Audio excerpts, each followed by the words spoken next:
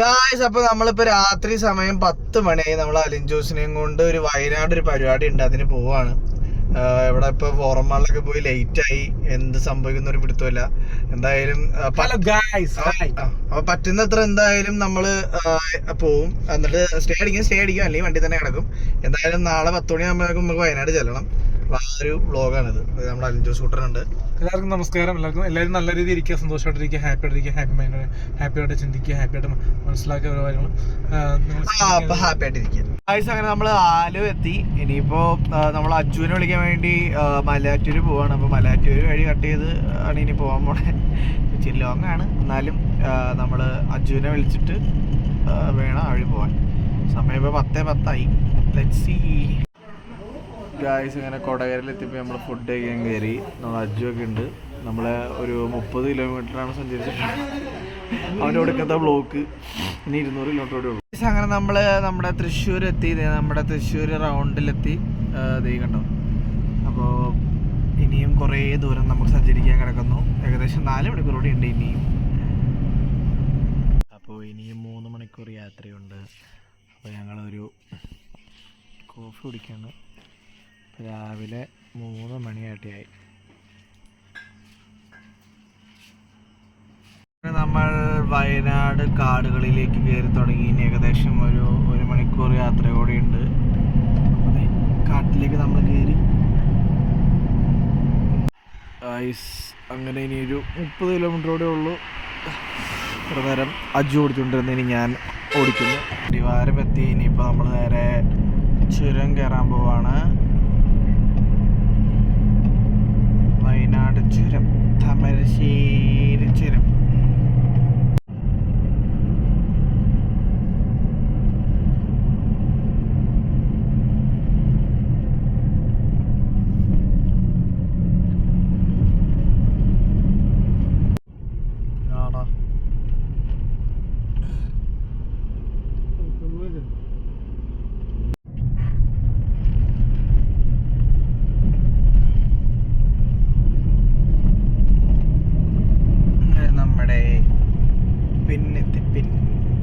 വയനാട് ചുരം.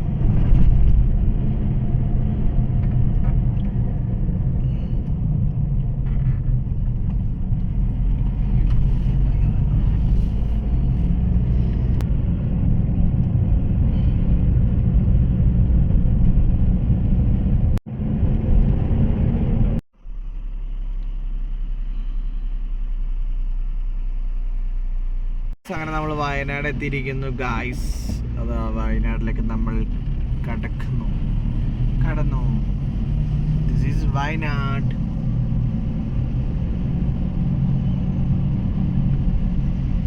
കൽപ്പറ്റ ടൗൺ എത്തിയിരിക്കുകയാണ്. ഇതാണ് നമ്മുടെ വയനാട്ടിലെ കൽപ്പറ്റ എന്ന് പറയുന്നതിൻ്റെ ടൗൺ. ഗായ്സ്, അങ്ങനെ നമ്മൾ വയനാട് എത്തി. നമുക്ക് ഇവിടുത്തെ ആൾക്കാർ നമുക്ക് റൂമൊക്കെ എടുത്ത് തന്നു. എന്തായാലും നല്ല റൂമാണ്. അലിൻ ജോസ് അപ്പുറത്തുണ്ട്, ഞാനും അജു ഇവിടെ വെയിറ്റ് ചെയ്യുന്നു. ഇനിയിപ്പോൾ ഒരു 11:30 ആകുമ്പോഴേക്കാണ് അവർ വരിക. പരിപാടിക്ക് പോകണം. നമ്മളങ്ങനെ കുറച്ച് റെസ്റ്റ് ഒക്കെ എടുത്ത് കുളിച്ച് റെഡി ആയിട്ട് നമ്മളിതേ ഇപ്പോൾ കല്യാണത്തിന് പോവാണ്. അലിൻ ജോസ് വേറെ വണ്ടിയിൽ അവിടെ ഫ്രണ്ടിൽ പോകുന്നുണ്ട്. എന്തായാലും ഇവിടുത്തെ വയനാട് കല്യാണം ഞാൻ കാണിച്ചു കേട്ടോ. വയനാട് കല്യാണം നമ്മൾ ബാക്കിയുള്ള ഇനി കാസർഗോഡ്, തിരുവനന്തപുരം കല്യാണം കാണാനുള്ളൂ. ബാക്കിയുള്ള ഡിസ്ട്രിക്ട്സ് എല്ലാം നമ്മൾ കവർ ചെയ്തിരിക്കുന്നു. ഗായ്സ്, അപ്പോൾ വയനാടിൻ്റെ ഉൾക്കാടുകളിലൂടെ നമ്മൾ യാത്ര ചെയ്യുകയാണ്. കല്യാണം എവിടെയാണെന്ന് അറിയില്ല. Right left right. നമ്മളിങ്ങനെ ഇവിടെ കൊള്ളാമല്ലോ. അങ്ങനെ നമ്മളിങ്ങനെ ഉൾ റോട്ടിൽ കൂടെ ഇങ്ങനെ പോയിക്കൊണ്ടിരിക്കുകയാണ് വയനാടിൻ്റെ. എന്തായാലും എക്സ്പീരിയൻസ് ആയി ഒരു സംഭവം. നമുക്ക് വയനാടിന്റെ ദൃശ്യഭംഗി. ഗായ്സ്, അങ്ങനെ നമ്മൾ പെരേരനെ നോക്കി ഇവിടെ എത്തി. നമ്മുടെ പെരേര പോയ വണ്ടി ആദ്യമേ പോയി. അതുകൊണ്ട് ഞങ്ങൾ മാപ്പിട്ടാണ് പോകുന്നത്. ഏകദേശം വയനാടിൻ്റെ ഏത് ഉള്ളിലുള്ള നാട്ടിലാണ് കല്യാണം. നമ്മൾ അതിൻ്റെ ഒരു ഇതിലേക്ക് പോവാം. അതെ,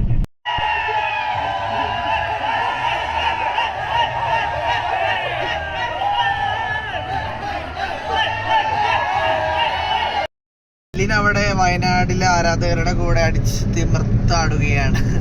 അപ്പോൾ ആള് അതൊക്കെ കഴിഞ്ഞിട്ടാണ് ഈ നമ്മുടെ റൂമിലേക്ക് വരുള്ളൂ. ഞാനും അജുവും നേരെ റൂമിലേക്ക് പോയി റെസ്റ്റ് എടുക്കാമെന്ന് വിചാരിച്ച്. കാരണം ഞങ്ങൾക്ക് രാത്രി ഡ്രൈവ് ചെയ്യാനുണ്ട്. അതിൽ വെളുപ്പിന് എഴുന്നേറ്റ് ഡ്രൈവ് ചെയ്യാനുള്ളതുകൊണ്ട് ഞങ്ങൾ നേരെ റൂമിലേക്ക് പോവാണ്. നമ്മുടെ അലിൻകുട്ടനെ അവർ ഫാൻസ് കുറച്ച് കഴിയുമ്പോൾ റൂമിലേക്ക് കൊണ്ടുവന്നായിരിക്കും. എല്ല് കഷ്ണം കിട്ടുമായിരിക്കുമല്ലേ? കിട്ടുമായിരിക്കും. അപ്പോൾ ഇതാണ് നമ്മൾ താമസിച്ചൊരു റൂമുള്ള ഫ്ലാറ്റ്. ശരി, ഇതാണ് നമ്മൾ താമസിക്കുന്ന ആ റൂം. അപ്പോൾ ഇതിവിടെ നല്ല പ്രകൃതി രമണീയമായ സ്ഥലമുണ്ട്, നൈസാണ്. പിന്നെ ഇവിടെ ഒരു പാറമടയുണ്ട്, സെറ്റപ്പ് പാറമട കണ്ടോ, അടിപൊളി, കൊള്ളാം, നൈസ് പാറമട. അപ്പോൾ ഇവിടെയാണ് നമ്മൾ താമസിക്കുന്നത്. ഇന്നൊരു ദിവസം, നാളെ രാവിലെ 6:30 ആകുമ്പോൾ പോവും. ഗായ്സ്, ഈ ഇപ്പോൾ ഒടുക്കത്തെ AC ചവിട്ടിയല്ല, ഫുൾ തണുപ്പാട്ടോ. AC ഉള്ള റൂമിൽ നമ്മൾ ഇരിക്കുന്ന പോലെ ഒരു ഫാൻ പോലും ഇട്ടിട്ടില്ല, പക്ഷേ എന്നാ തണുപ്പാ. നൈസ്, നല്ല തണുപ്പ്. AC ഇടാതെ ആ ഒരു നമ്മുടെ വീട്ടിൽ ഒരു 18 AC ഇടുന്ന ഒരു ഫീലില്ലേ? എന്താ നോക്ക്, പ്രകൃതിയുടെ ഓരോരോ കളികളേ. ഗായ്സ്, അങ്ങനെ പിറ്റേ ദിവസം 6 മണിയായപ്പോൾ ഞങ്ങൾ തിരിക്കുകയാണ്. ഇന്നലെ പരിപാടിയൊക്കെ അതിഗംഭീരമായിരുന്നു. പിന്നെ ഇവിടുത്തെ ആൾക്കാരായാലും അടിപൊളിയായിരുന്നു. കറക്റ്റായിട്ട് എല്ലാ കാര്യങ്ങളും ഞങ്ങൾക്ക് വേണ്ട സൗകര്യങ്ങളൊക്കെ നല്ല രീതിയിൽ തന്നെ ചെയ്തു തന്നു. അതായത് നല്ലൊരു സ്നേഹമുള്ളൊരു, എല്ലാം കൃത്യമായിട്ട് നല്ല കണ്ടിറങ്ങി ചെയ്യുന്ന ഒരു കൂട്ടരായിരുന്നു. അതുകൊണ്ട് അടിപൊളിയായിട്ട് ഞങ്ങൾ എന്താ പറയുക, വയനാടൊക്കെ നല്ല രീതിയിൽ കണ്ടു. അപ്പോൾ ഞങ്ങൾ ഇനിയിപ്പോൾ നേരെ വടകരയ്ക്ക് പോവാണ്. ഇവിടെ നിന്ന് ഏകദേശം ഒരു 100 കിലോമീറ്റർ അടുപ്പിച്ച് യാത്രയുണ്ട്. അപ്പോൾ എന്തായാലും നേരെ അടുത്ത പരിപാടിയാണ് വടകരയിൽ. അപ്പോൾ ആ പരിപാടിക്ക് പോവാണ്. അപ്പോൾ ഞങ്ങൾ നേരെ വടകരയ്ക്ക് പോവാണ് ഗായ്സ്. അപ്പോൾ നമ്മൾ യാത്രകൾ തുടർന്നുകൊണ്ടിരിക്കുകയാണ് ഗായ്സ്. ഇനി ഏകദേശം 1 മണിക്കൂർ കൊണ്ട് നമ്മൾ വടകര എത്തും.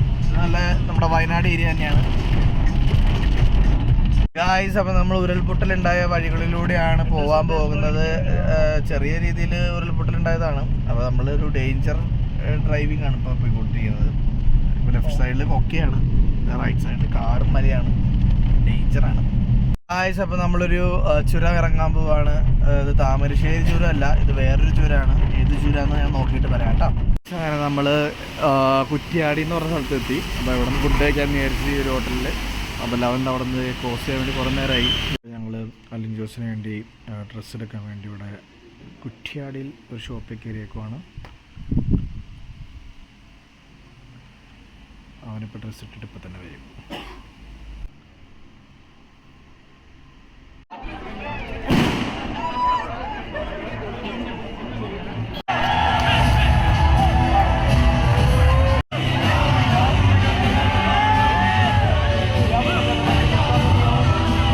അങ്ങനെ നമ്മൾ രണ്ടാമത്തെ പരിപാടിയും കഴിഞ്ഞിട്ട് നമ്മൾ തിരിച്ച് പോകാൻ പോവാണ്. ഇപ്പം ഏകദേശം ഇനി ഇവിടെ നിന്നൊരു 6-7 മണിക്കൂർ യാത്രയുണ്ട്. എന്തായാലും നമ്മൾ ആ യാത്ര സ്റ്റാർട്ട് ചെയ്തിട്ടുണ്ട്. നമ്മുടെ എടപ്പള്ളിയിൽ പണിതുകൊണ്ടിരിക്കുന്ന റോഡ് പണി ഇവിടെ കഴിഞ്ഞു. ഏകദേശം നമ്മുടെ കോഴിക്കോടും മലപ്പുറമൊക്കെയാണ് കഴിഞ്ഞത്. റോഡ് കേട്ടോ, ആ റോഡാ നോക്ക്. ഇതിപ്പോൾ നമ്മളൊരു 1 കൊല്ലം കഴിഞ്ഞ് കഴിഞ്ഞാൽ ഈ റോഡ് ഭയങ്കരമായിട്ട്, അത് ഇവിടെ നമുക്ക് എടപ്പള്ളി എത്തണമെങ്കിൽ നിസ്സാര സമയം മതി. ഇപ്പോൾ തന്നെ ഏകദേശം നമുക്ക് ചുമ്മാ കാലം എടുത്തിട്ട് 80 കയറുന്നുണ്ട്. നല്ലൊരു ഇതിപ്പോൾ ഇത് ഇയോണായോണ്ടാണ്. നല്ലൊരു കാറാണെങ്കിൽ അല്ല 100-150 ചുമ്മാ പോവാം.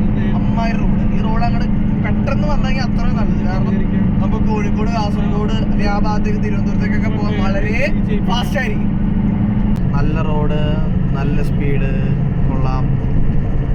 പക്ഷേ നമ്മളെക്കാൾ സ്പീഡിൽ വണ്ടികൾ പോകണ്ട. എന്ത് പോക്കന്മാരൊക്കെ പോകണമെന്നറിയാം, 130-150 പോകണം. എന്തായാലും നമ്മളിപ്പോൾ കോഴിക്കോട് തന്നെയാണ്. ഇനിയിപ്പോൾ അടുത്തത് നമ്മൾ മലപ്പുറം എത്തും. അടുത്ത് തന്നെ മലപ്പുറം എത്തും. ഒരു 35 കിലോമീറ്റർ പോയാൽ മതി ഗായ്സ്. അപ്പോൾ നമ്മുടെ കോഴിക്കോടുള്ളൊരു സ്ഥലമാണ് കേട്ടോ. എന്താ പാറയൊക്കെ തുരന്നിട്ട് റോഡ് ഉണ്ടാക്കിയേക്കുന്നത്. നമ്മുടെ എടപ്പള്ളിയിലേക്കുള്ള റോഡിൻ്റെ തന്നെയാണ് കേട്ടോ, ഹൈവേയുടെ തന്നെയാണ്. അപ്പം അടിപൊളിയായിട്ട് ഗായ്സ്. ഇത് നല്ലൊരു സീനറി റോഡിൽ, പൊളി. ഇതിപ്പോൾ കോഴിക്കോട് നിന്ന് മലപ്പുറത്തേക്ക് പോകുന്ന റൂട്ടിലുള്ളൊരു വഴിയാണ്. സംഭവം നൈസായിട്ട് ഗായ്സ്. അപ്പോൾ നമ്മൾ ഏകദേശം നല്ല ഡിസ്റ്റൻസ് കവർ ചെയ്തിരിക്കുന്നു.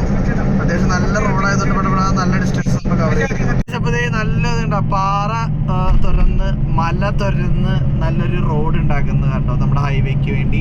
എന്തായാലും നല്ല അടിപൊളിയായിട്ട് നോക്ക് നോക്ക് നോക്ക്, നല്ല രസം.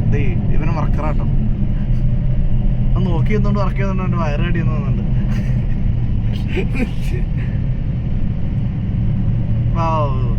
കൊള്ളാം, ഇതാണ് ലൈറ്റ് മാറ്റുന്ന മെഷീൻ. കൊള്ളാം, നല്ല സ്ഥലം ഗായ്സ്. അടുത്ത് നല്ല സ്ഥലം ഗായ്സ്, നോക്കൂ.